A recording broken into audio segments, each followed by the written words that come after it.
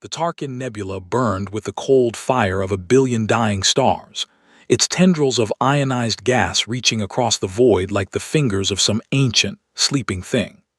Commander Vex of the Galactic Empire's 7th Fleet had navigated these waters for 30 standard cycles, and in all that time, nothing had ever emerged from the nebula's heart.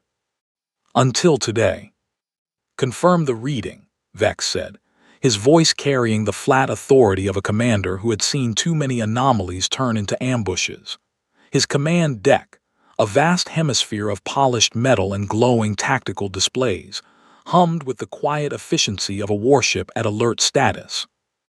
The sensor operator, a young lieutenant with pale blue skin and 3 parallel ridges running across his forehead, checked his instruments twice before responding. Confirmed, Commander. The object emerged from the nebula's core approximately 42 minutes ago. Mass reading suggests a vessel of approximately 300 meters in length. Energy signature. The lieutenant hesitated. Vex's mandibles clicked with irritation. Speak. Energy signature is inconsistent with any known Imperial classification. It's small, primitive, based on the radiation output. Our tactical computers categorize it as a civilian transport or possibly a research vessel. A murmur rippled through the command deck. Vex silenced it with a gesture.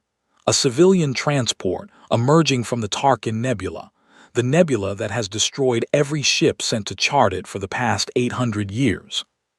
Sir, I can only report what the sensors show. The vessel's hull composition is primarily carbon and iron alloys. Its propulsion system appears to be based on controlled nuclear fusion. Preposterous, Vex interrupted.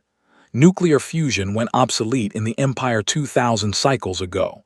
No species that has achieved interstellar travel would rely on such primitive technology. The lieutenant's ridges tightened in what Vex recognized as suppressed frustration. Commander, the readings are clear. This vessel is technologically inferior to our scout ships. It has no evidence of shielding, no energy weapons, and its maximum acceleration is less than 1/10 of our patrol cruisers.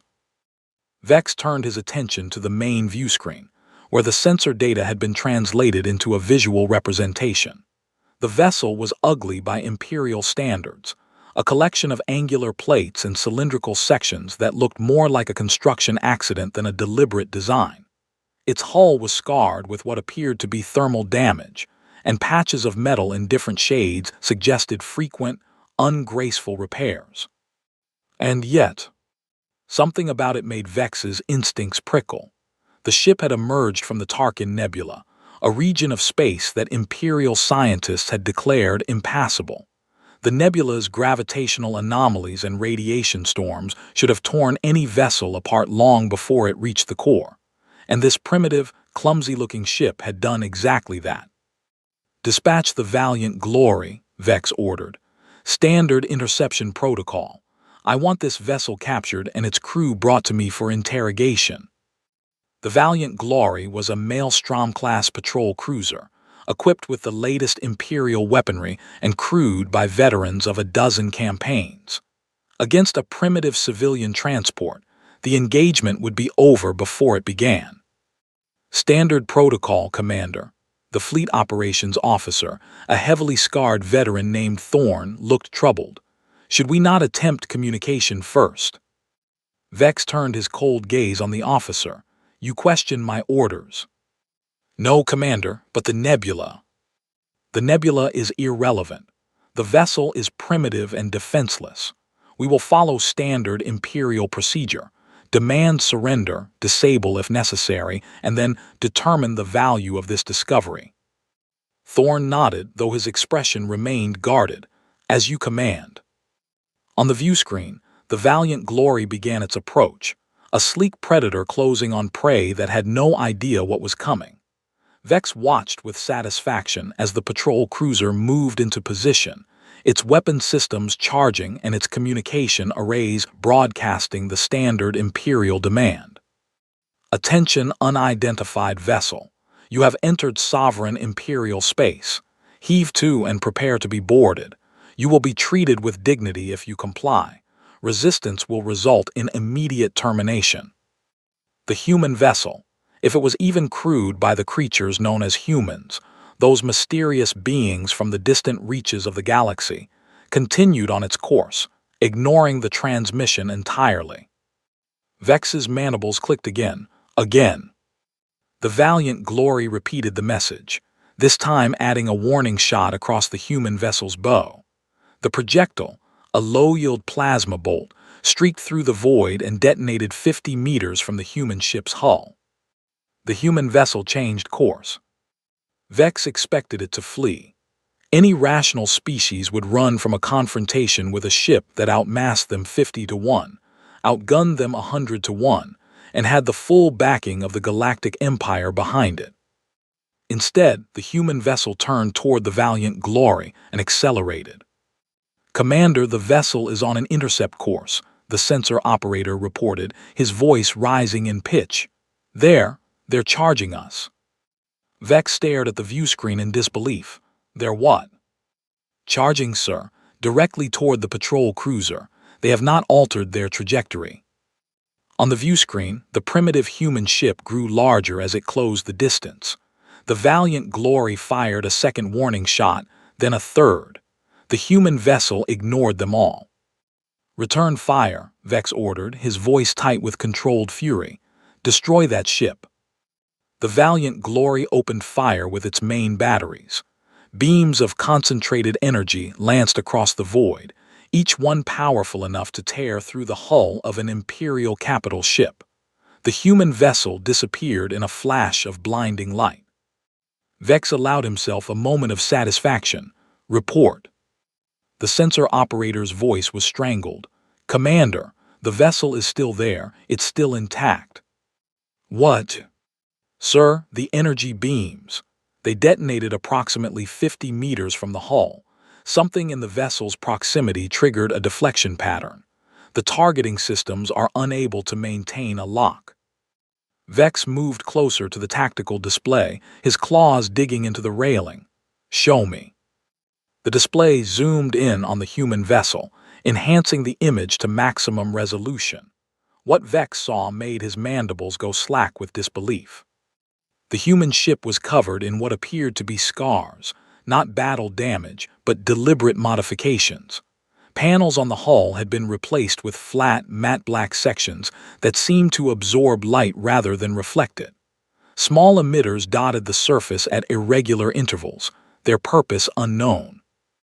And trailing behind the ship, visible now only because the enhanced sensors had detected the heat signature, was a long, thin object that looked like a cable made of metal and fire. "Sir," the sensor operator said, his voice barely above a whisper, "the ship is firing." Vex watched as the human vessel launched something from its forward section, a projectile, but not like any projectile he had ever seen. It moved with impossible speed, closing the distance to the Valiant Glory in less than a second. The projectile struck the patrol cruiser's primary shield generator. The Valiant Glory's shields flickered, then failed. The generator, a massive structure that should have been able to withstand a direct hit from a capital ship's main batteries, simply disappeared in a flash of expanding plasma. "Damage report," Vex demanded. "Primary shields are down, Commander. The patrol cruiser is reporting catastrophic damage to its forward sections. They have lost maneuvering thrusters. Life support is failing." The human vessel continued its approach, moving through the debris of the patrol cruiser's destroyed generator. It was close now, close enough that Vex could see details on its hull, scorch marks, replaced plates, and on its forward section, a design that had been painted in fading white. A simple circle, bisected by 4 jagged lines that radiated outward like the arms of a broken sun. Vex knew that symbol. Every Imperial commander knew that symbol. It was the emblem of humanity, the species that had been dismissed as primitive, as savage, as unworthy of notice. The species that had just crippled an Imperial warship with a single shot. "Communications," Vex snapped. "Patch me through to that vessel now." The communications officer's hands flew across his console. "Sir, They're broadcasting on all frequencies. It's a message. Put it on speakers. The command deck fell silent as the transmission filled the space. A voice, calm and measured, speaking in the Imperial trade language with a strange accent. We come in peace. We will leave in pieces if you force us. Stand down and we will discuss terms. Vex stared at the view screen, watching the primitive human vessel drift among the wreckage of his patrol cruiser. The symbolism was unmistakable. I want every ship in the fleet to converge on that position, he said, his voice cold. I want boarding parties ready. I want that ship captured, and I want its crew alive for interrogation. He paused, his claws digging into the railing hard enough to leave marks. Whatever that ship is, whatever those creatures are, they are not getting away. The Defiance had been a salvage hauler before the war, a civilian workhorse designed to move cargo across the inner systems of human space. When the first contact protocols had been activated and humanity had learned what existed beyond their solar system, the ship's owners had made a choice. They could run, hide, and hope the Empire never found them, or they could fight. Captain Myra Solis had been the ship's chief engineer when the conversion began. Now she stood on a bridge that had been stripped of its original purpose and rebuilt for a single mission: survival. They're massing for a coordinated strike, her tactical officer reported. Lieutenant Kale, a young woman with a shaved head and eyes that had seen too much in too short a time, studied the tactical display with an intensity that bordered on obsession. 23 ships, all moving to intercept. The destroyers are spreading out to create a perimeter. They're trying to box us in. Myra nodded, her expression unreadable. And the ship we hit? Floating dead in space. We took out their primary generator and their propulsion systems. Life support is operating on emergency reserves. They have approximately 14 hours before the crew succumbs. Good, they'll make a fine example. Myra walked to the forward viewport, which displayed a live image of the approaching Imperial fleet. The ships were beautiful, in their way sleek and predatory, their hulls gleaming with the polished perfection of a civilization that had solved resource scarcity and dedicated its excess to military power. Each one represented a level of technological achievement that humanity had only begun to dream of. And yet, here she stood, commanding a converted salvage hauler that had just crippled one of those magnificent warships. The secret was simple. Humanity had never learned to play by the rules. Engineering report, she called. The voice of her chief engineer, a massive man named Elias, crackled through the bridge speakers. Weapons are in the green. Defensive systems are nominal. The kinetic accelerators are recharging, but we only have 4 rounds left before we need to reload. 4 rounds against 23 ships. I like our odds. Elias laughed, a sound that had more in common with grinding gears than genuine humor. That's why I'm the engineer and you're the captain. 4 rounds is plenty if we use them right. Myra turned back to the tactical display. The Empire had made a fundamental mistake. They had assumed that the Defiance was a warship, that its weapons were designed to destroy their vessels. They had prepared for a naval engagement. They were about to learn that humanity fought differently. Mr. Kale, prepare the drones. Lieutenant Kale's eyes widened. Captain, we only have a limited number of them if we deploy them now. We use them now or we don't use them at all. The Empire is surrounding us. They'll pin us in a crossfire and obliterate us with capital ship weapons. I'm not going to let that happen. Kale nodded, her hesitation replaced by determination. Aye, Captain, deploying drone complement. The Defiance shuddered as its ventral hatches opened, releasing hundreds of small, spherical objects into the void. To Imperial sensors, they would appear as nothing more than debris, small metallic objects moving at low velocity, scattered by the ship's maneuvering thrusters. But each drone was a weapon, programmed with the collective experience of a species that had spent its entire history fighting against impossible odds. Captain, incoming transmission from the Imperial flagship, the communications officer reported. It's Commander Vex himself. Myra smiled, put him on screen. The bridge lights dimmed slightly as the main view screen switched to a visual feed. Commander Vex was everything she had expected. A cold, proud creature with mandibles and 4 eyes, dressed in the ornate uniform of an Imperial commander. His quarters behind him were decorated with trophies of conquest, alien artifacts, flags of defeated civilizations, and a massive holographic map of the galaxy's known regions. "You have crippled one of my vessels," Vex said without preamble. "You have killed Imperial soldiers.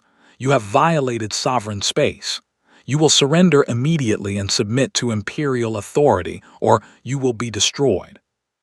Myra waited for him to finish, then spoke. "We come in peace. We will leave in pieces if you force us. Stand down and we will discuss terms." Vex's mandibles twitched. "You think you have leverage. One primitive ship against the full might of the 7th Fleet. You are outnumbered, outgunned, and outmatched. Your defiance is meaningless." "Commander Vex, I want to show you something." Myra gestured to Lieutenant Kale, who activated a secondary display. The screen showed a tactical diagram of the Imperial fleet, with each ship highlighted in red. As they watched, small green dots began appearing, hundreds of them, each one representing a drone. "Your sensors identified these as debris," Myra said. "I'm sure they're reporting them as minor interference, something to be ignored while you focus on the real threat. But here's the thing about debris." She paused, letting the tension build. "Debris doesn't move." On the tactical display, the green dots began to shift.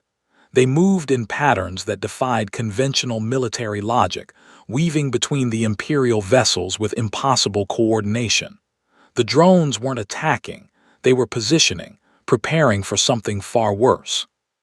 "What is this?" Vex demanded. "What are you doing?" Myra leaned forward, her voice dropping to a whisper that carried across the bridge. "I'm giving you a choice.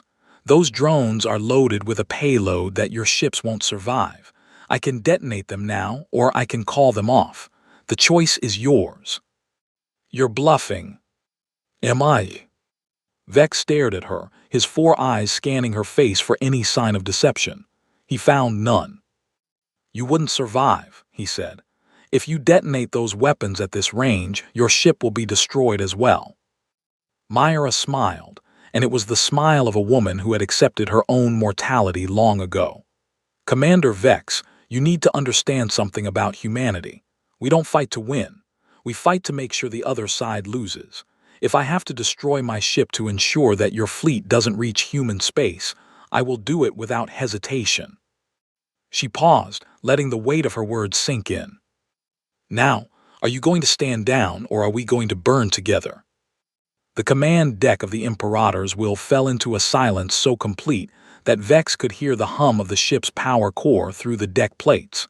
His officers were watching him, their expressions carefully neutral, but he could read their fear in the stiffness of their postures. 23 ships, hundreds of drones, each one potentially armed with enough firepower to cripple a cruiser.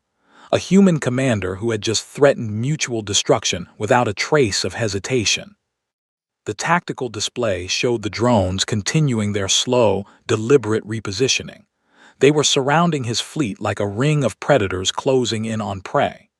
Vex had seen many impossible things in his long career, but this was something new. "Commander," his operations officer said, his voice carefully controlled, "the human vessel is now within boarding range. We could deploy our marine complement and overwhelm them." Vex considered the suggestion. It had merit.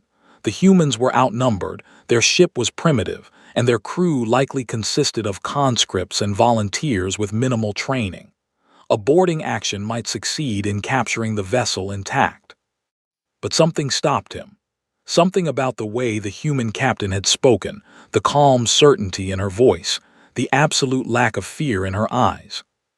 She knew something he didn't. "I want a full analysis of those drones," Vex ordered. "I want to know what they're carrying, how they're controlled, and how to disable them." The sensor operator bent to his task, his three-ridged forehead furrowing in concentration. "Commander, the drones are emitting a signal. It's unusual." "Unusual how?" "Sir, the signal is being broadcast on all frequencies. It's not military encryption. It's not even a tactical communication. It's music." Vex blinked. "Music?" "Yes, Commander. A repetitive pattern with a strong rhythmic component. It seems to be designed to—" The sensor operator paused, his face cycling through an expression of confusion to something approaching horror. "Sir, the drones are synchronizing their movements to the rhythm of the music. The pattern is becoming more organized. They're forming geometric shapes." Vex moved to the tactical display, watching as the drones arranged themselves into a perfect sphere around his fleet. Within the sphere, smaller formations were taking shape: hexagons, triangles, patterns that suggested military precision. "They're building something," Vex said, his voice barely above a whisper. "Sir, I'm detecting energy spikes from the drones. They're charging something. I don't know what, but the power output is increasing exponentially." "Commander, the human vessel is transmitting again," the communications officer interrupted. "It's the same woman. She wants to speak with you." Vex couldn't help himself. He was a commander of the Imperial fleet, a veteran of countless battles, and he had never faced anything like this. He activated the visual link with a gesture. Captain Solis was smiling again. It was the same smile she had worn before, the smile of someone who had already won. "Commander Vex, I have a proposition for you. I'm going to offer you a chance to survive this encounter with your dignity intact. I'm going to give you the opportunity to be the man who discovered the truth about humanity." Vex's mandibles clicked with irritation. "Speak clearly, human. Those drones you see surrounding your fleet, they're not carrying explosives. They're not carrying weapons. They're carrying a replicator pattern, a set of instructions for building something that your empire has never seen, something that will change your understanding of warfare forever." "What are you talking about?" "I'm talking about the reason we emerged from that nebula. The reason we're here in your space, with nothing but a converted salvage hauler and a crew of volunteers. We came to show you something." The drones began to glow. Each one emitted a pulse of light that traveled through the void, connecting with its neighbors in a web of energy that grew brighter and more complex by the second. "Your people have been fighting this war for centuries," Myra continued. "You fight for territory, for resources, for glory. You fight because you don't know how to stop, but we came to show you something different." The web of energy began to coalesce, forming a massive geometric structure that seemed to hang in space like an impossible sculpture. "We came to show you what happens when a species learns to work together, what happens when war becomes obsolete." The structure pulsed with light, and Vex felt something shift in the void around his ship. It was a physical sensation, a vibration that traveled through the hull and resonated in his bones. "Commander Vex, what you are witnessing is the first step toward a new future. The future of the galaxy, a future without the Empire, without conquest, without the endless cycle of violence that has consumed your people for millennia." Vex stared at the structure, watching as it continued to grow. The drones were now a unified whole, a massive machine that gleamed with the light of 1,000 suns. "The humans are building a weapon," he said, his voice flat. "You're going to destroy us." "Not a weapon, Commander, a door." The structure pulsed again, and Vex felt the vibrations intensify. The ship systems began to fluctuate, power draining from the shields as the device began to draw energy from the void. "On the other side of that door," Myra said, "is something that will change everything. Something you're not ready for. But you're going to have to make a choice. Either surrender and learn to live in the world we're creating, or continue to fight and watch everything you've built burn." Vex stared at the structure. He had seen the power of the Empire, the fleets that could destroy planets, the armies that could conquer systems. He had seen the might of a species that had dominated the galaxy for millennia. But he had never seen anything like this. "Commander," his operations officer said, his voice shaking, "the structure is emitting a massive energy signature. I can't identify the energy type. It's not anything in our databases." "What is it doing?"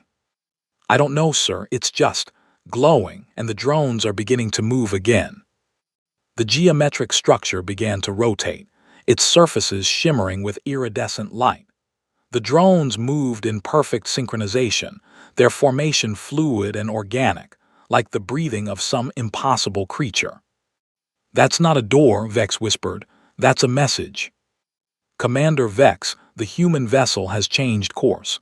It's heading directly for the structure." Vex felt his mandibles go slack. "They're going to open it." "I think so, sir." For a long moment, Vex considered his options. He could fire on the structure, attempt to destroy it before the humans activated whatever it was. He could order his fleet to attack the human vessel, sacrificing ships and lives to stop them from reaching their objective. Or he could watch. He watched.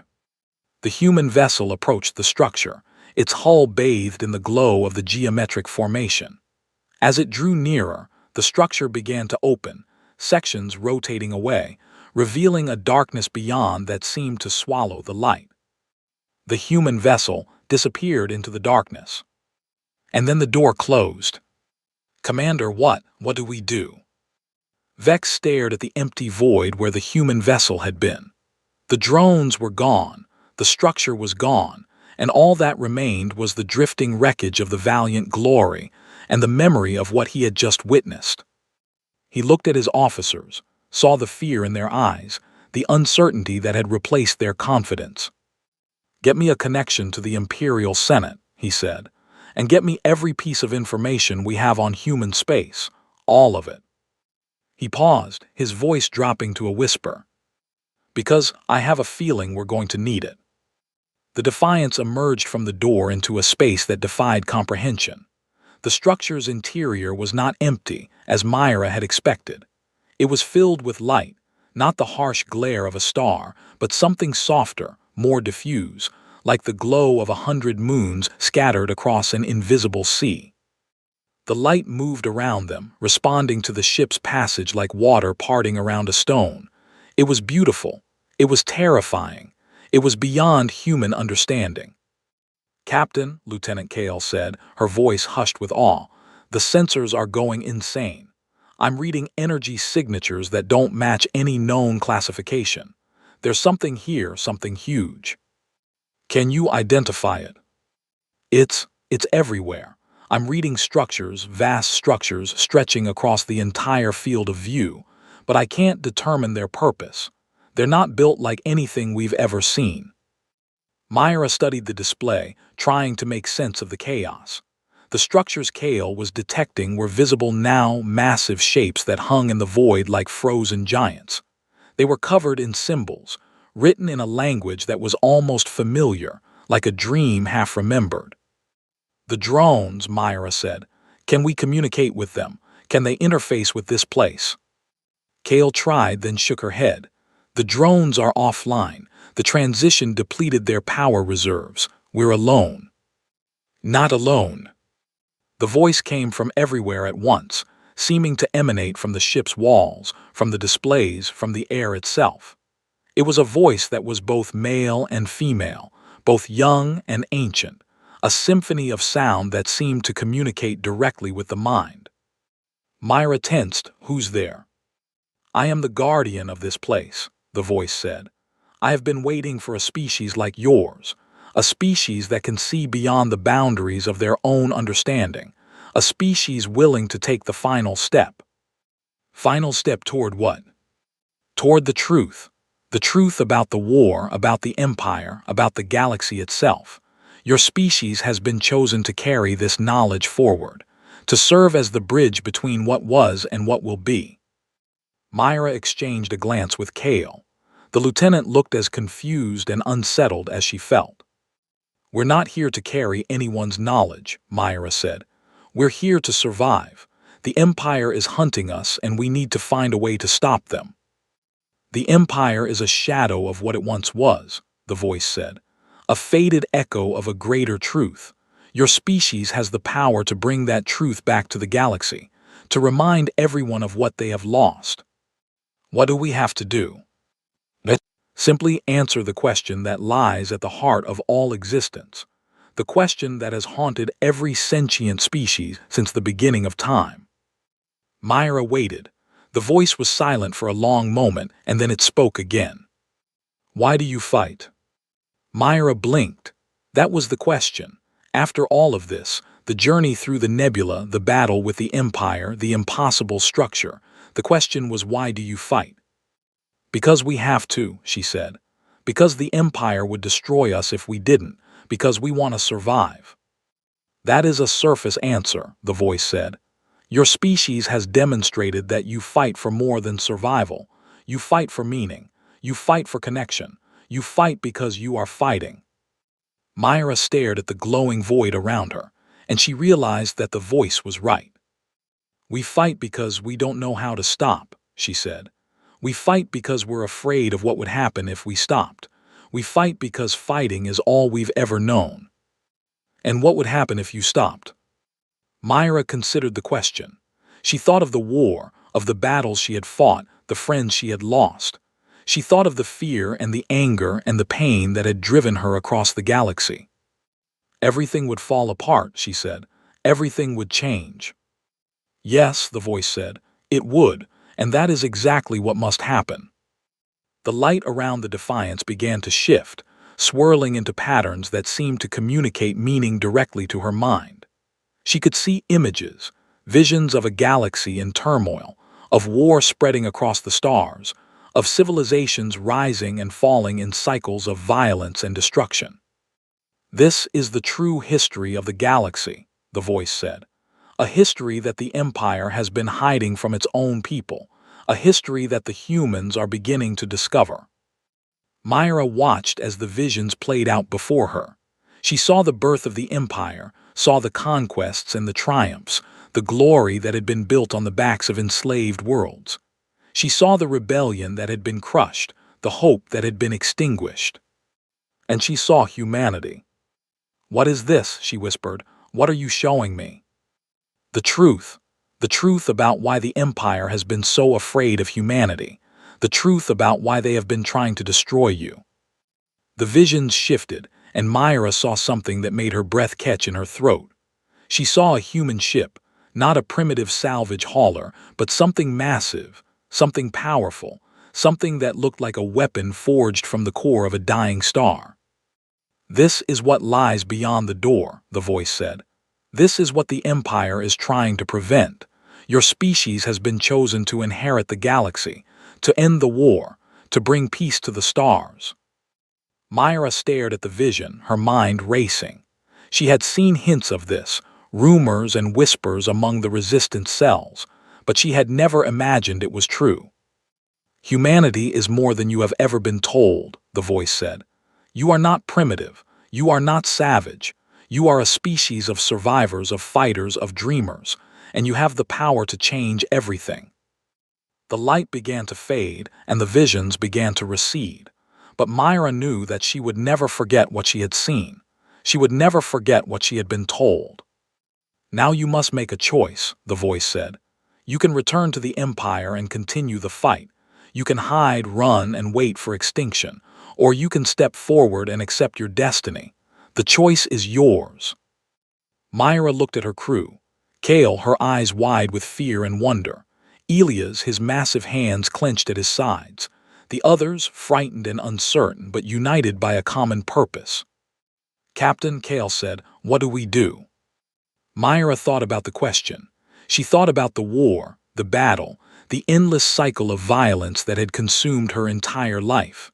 She thought about the future, the hope that had been dangled before her. She thought about the final option, the choice that had been offered to them. "We accept," she said. "We accept our destiny, we accept the truth, we accept the future that awaits us." The light around the Defiance blazed with white-hot intensity, and Myra felt the ship shudder as the transformation began. She felt the power of the structure flowing through the vessel, changing it, making it something new. And then she heard the voice of her chief engineer, Elias, screaming across the bridge. "Captain, the ship is changing. We're not what we were anymore." Myra looked at the displays and she understood. The Defiance was no longer a converted salvage hauler. It was something else now, something that would make the Empire tremble. And in the darkness beyond the door, something was watching them. Something that had been waiting for a very long time. The transformation took 14 hours. When the Defiance emerged from the door, it was no longer the same vessel. Its hull had been rebuilt from the inside out, its systems upgraded to a level that surpassed Imperial technology. The primitive nuclear fusion drive had been replaced with something that drew power from a source the crew didn't fully understand. The weapons systems had been integrated with the drones, creating a network that could disable an entire fleet with a single coordinated strike. But the most important change was the ship itself, the material, the structure, the fundamental nature of what it had become. The Defiance was now a living vessel, its hull pulsing with the rhythm of a heartbeat. Commander Vex had been waiting for them. When the door opened and the Defiance emerged, Vex had ordered his remaining ships to form a defensive perimeter. He had prepared for a fight. He had prepared for a battle that would decide the fate of the galaxy. But he had not prepared for what he saw. "Commander, the vessel is. It's different," the sensor operator said, his voice trembling. "It's no longer the primitive transport we encountered. It's something else entirely." Vex watched as the human ship moved through the void. It was sleek now, its hull flowing with curves that seemed to shift and change as the ship moved. The fatting white emblem of humanity was gone, replaced by a symbol that pulsed with inner light. The symbol of something new. "Open a channel," Vex ordered. "I want to speak with their commander." Captain Myra Solis appeared on his view screen, and Vex saw that she had changed as well. She was the same woman, the same face, the same eyes, but there was something different about her, something that looked like peace. "Commander Vex," she said, "you have a choice." "I have a choice. You're the one who came into my space, attacked my ships, threatened my fleet. You're the one who has brought chaos to the Empire, and you're telling me I have a choice." "Yes, you have a choice to continue the war or to end it." Vex stared at her. "End the war? You want to end the war? That's what you've been fighting for. That's what all of this has been about." "That's what it's always been about, Commander. We don't want to destroy the Empire. We don't want to conquer the galaxy. We want to end the cycle of violence that has consumed us all." Vex heard the truth in her voice. He saw the sincerity in her eyes. And he knew, with a certainty that chilled him to his core, that she was telling the truth. "The Empire has been fighting for 1,000 years, he said. "We have conquered dozens of species, enslaved billions of beings. We have built our civilization on the foundation of violence and bloodshed. We don't know how to stop." "Then let us teach you." Myra gestured to the viewport, and Vex saw something that made his mandibles go slack with awe. The door was opening again, and something was emerging from it. It was a ship. No, it was a fleet. Hundreds of vessels, each one sleeker and more powerful than the last. They moved with perfect coordination, their hulls pulsing with the same light as the Defiance. "This is the future," Myra said. "This is the galaxy we are building. We don't want to destroy the Empire. We want to help the Empire rebuild. We want to show the Empire what is possible when war is no longer the answer." Vex stared at the fleet. It was impossible. It was beyond anything he had ever imagined. "You have the power to end this," Myra said. "You have the power to make a choice that will echo through the ages. You can continue to fight and we will continue to resist. You can choose war and we will be forced to destroy you. Or you can choose peace and we can build something better." Vex considered his options. He was a commander of the Imperial fleet, a veteran of countless battles. He had spent his entire life fighting for the Empire. But he had also seen the truth. He had seen what humans were capable of. He had seen the hope that they carried. "I will not surrender," he said. "I will not kneel to you." "But I will," Listen, I will consider what you have said. I will take your message to the Imperial Senate and I will try to convince them to end this war. Myra smiled. That's all I ask, Commander, that you listen, that you consider, that you choose the future over the past. Vex looked at his officers, saw the fear and uncertainty in their eyes. He knew that his decision would be controversial. He knew that the Empire might not accept his message. But he also knew that he could not continue to fight. He had seen too much. He had learned too much. Human, he said, there is something I need to know. Something that has been bothering me since the moment we first encountered you. Ask, why did you come? Why did you emerge from that nebula, knowing that you would be surrounded by Imperial forces, knowing that you would be outnumbered and outgunned? Why did you choose to fight? Myra looked at him, and her smile faded. Because someone had to, she said. Someone had to show the Empire that there is another way. Someone had to prove that war is not the only answer. She paused, and her voice dropped to a whisper. Someone had to be the first to try. Vex nodded slowly. He had spent his entire life fighting. He had never considered that there might be another path. You have given me much to think about, he said. I will take your message to the Senate. I will do everything in my power to convince them to end this war. Thank you, Commander. Vex terminated the transmission and turned to his officers. They were watching him, their expressions a mixture of fear and hope. Set a course for the capital, he said. We have a long journey ahead of us. The journey to the Imperial capital took 3 weeks. During that time, Vex had ample opportunity to reflect on everything that had happened. He had gone from being a confident commander, certain of his place in the universe, to being a man who had been shattered by the truth. The truth about humanity, the truth about the war, the truth about himself. He had spent his entire life fighting. He had never considered that there might be another way. He had never questioned the Empire's mission, its purpose, its necessity. But now he knew, now he understood. The Empire was built on a foundation of lies. It had been founded by conquerors, built by slaves, and maintained by fear. The war that had consumed the galaxy for centuries was not a necessary evil. It was a choice that the Empire had made and that humanity had decided to oppose. When Vex arrived at the capital, he was greeted by suspicion. The Imperial Senate was not accustomed to receiving news from the front lines. They were not accustomed to hearing that a primitive species had defeated one of their fleets.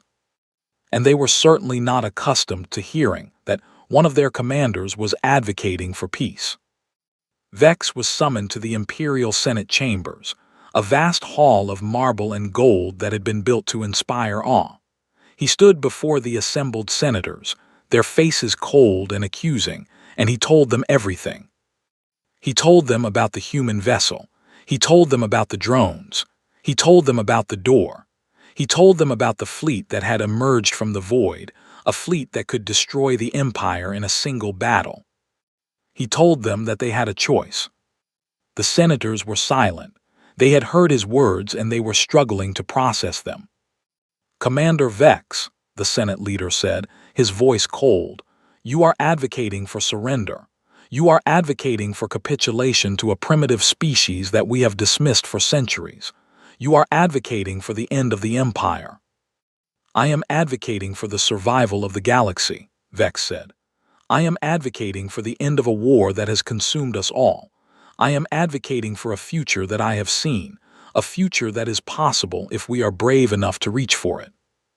The Senate leader stared at him. And what makes you think that the humans will keep their word? What makes you think that they won't destroy us the moment we lower our defenses? Vex thought of Captain Myra Solis. He thought of her smile, her words of peace and hope.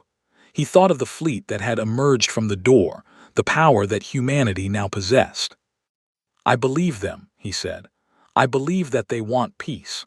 I believe that they have shown us mercy when they could have shown us nothing but destruction.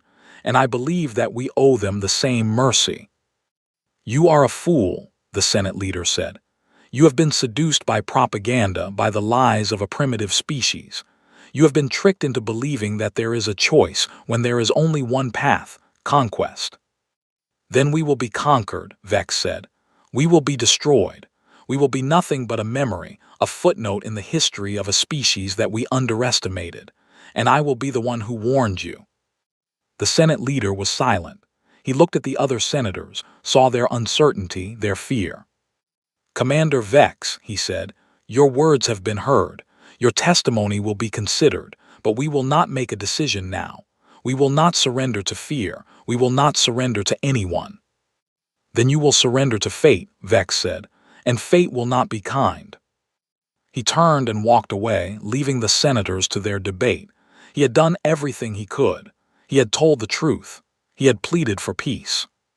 Now it was out of his hands. 2 months passed. During that time, the galaxy underwent a transformation that would be remembered for millennia. The Empire, paralyzed by indecision, had done nothing. They had not attacked. They had not surrendered. They had done nothing. But humanity had been active. The fleet that had emerged from the door had spread across the galaxy, offering help to anyone who asked. They had liberated worlds that had been enslaved for centuries. They had provided aid to those who had suffered from the war. They had shown the galaxy what was possible when peace was the goal. And the Empire had watched, helpless and terrified. Vex had been recalled to the front lines. The Senate had not believed his warnings, but they had not ignored them either. They had ordered him to return to his post, to keep a watchful eye on humanity, to report any movement that might signal an invasion. But there was no invasion. There was only peace. Humanity had kept its word. They had not attacked. They had not threatened. They had only offered help. And the galaxy had begun to change. Vex was standing on the bridge of his new flagship, a vessel that had been rushed into service after the loss of the Imperator's will when the transmission came. It was from Captain Myra Solis, and it was the first contact he had received from her since the encounter at the door. Commander Vex, she said, her voice warm, I have news, good news. The Empire has signed a peace treaty. Vex blinked. What? The Senate has finally agreed to end the war. They have signed a treaty with the Human Alliance. The war is over. Vex felt a weight lift from his shoulders. He had spent so long fighting, so long believing that there was no other way. He had been wrong. How did this happen? He asked. How did the Senate change their minds? One voice at a time, Myra said. One senator at a time. One world at a time. It was slow. It was difficult. But eventually the truth could not be ignored. She paused and her smile widened. Your testimony helped, Commander. Your words were heard. Your message was received. And the Senate realized that they had a choice. Vex nodded slowly. He had done what he could. He had told the truth. He had pleaded for peace. And he had succeeded. Thank you, he said. Thank you for everything. Thank you for showing us the truth. Thank you for giving us the chance to change. You're welcome, Commander, but the real work is just beginning. The war is over, but the peace is not yet won. We have to build something new, something better, and we need your help. I will do whatever I can. Myra nodded, and the transmission ended. Vex stared at the view screen, watching the stars drift by. The war was over. The war that had consumed the galaxy for centuries was finally over. And the future stretched out before him, full of possibilities. 1 year later, the galaxy was transformed. The Empire had been dissolved, replaced by a new coalition of species that had been united by the war. The coalition was not perfect. It had its share of conflicts, disagreements, and challenges, but it was a beginning. And it was a beginning that had been made possible by humanity. Vex had been given a new position. He had been named the ambassador to the Human Alliance, a role that allowed him to travel across the galaxy, meeting with leaders and citizens, spreading the message of peace and cooperation. He was standing in the capital city of the human homeworld, a sprawling metropolis that had risen from the ashes of the war. The city was a testament to human resilience, a symbol of the future that was possible. And it was beautiful. "Commander Vex," a voice said, and he turned to see Captain Myra Solis approaching. She was wearing a civilian outfit now, a simple tunic and pants that marked her as a diplomat rather than a soldier. "Ambassador," he said, bowing slightly, "it is an honor to see you again." "The honor is mine, Commander. I wanted to thank you personally for everything you did, for your testimony, for your courage, for your willingness to see the truth." Vex nodded. It was the right thing to do, the only thing to do. "Perhaps, but it was still brave, and I wanted to thank you." They walked together through the city, past buildings that gleamed with the light of 1,000 suns, past gardens that bloomed with flowers from a dozen worlds. The city was a testament to the future, a symbol of what was possible when peace was the goal. "There is something I have been wondering," Vex said. "Something that has been bothering me since the first time we met." "Yes." "Your ship, the Defiance, where is it now?" Myra smiled. "The Defiance is gone. After the war ended, we decided to retire it. It had served its purpose. It had shown the galaxy what was possible, and now it has become a monument." "A monument?" "Yes. It's in the Museum of the Alliance, a symbol of the war and the peace that followed. Everyone who visits it remembers what happened. Everyone who sees it knows that there is a better way." Vex nodded slowly. He had seen the Defiance in its new home, a place of honor and memory. It was a reminder of the past and a promise for the future. "It is a fitting tribute," he said. "Yes, it is." They walked in silence, and Vex felt a sense of peace that he had never known before. The war was over, the fighting was done, and the future was bright. "I have a question," he said, "one that I have been wanting to ask you since the first time we met." Myra smiled. "Ask." "Your species, humanity, you have shown the galaxy what is possible. You have ended a war that seemed impossible to end. You have given us hope. Why? Why did you do it?" Myra considered the question. "Because someone had to," she said. "Because we believed in a better future. Because we refused to accept that war was the only answer." She paused and her smile faded. "Because we had seen too much suffering, too much pain, too much death. We had to try, we had to hope. We had to believe that something better was possible." Vex nodded slowly. He understood. He had seen the suffering too. He had seen the pain. He had seen the death. And he had seen the hope. "Thank you," he said. "Thank you for everything. Thank you for showing us a better way." "Thank you, Commander. Thank you for helping us make it happen." They walked together through the city, past the monuments and the gardens, past the buildings and the bridges.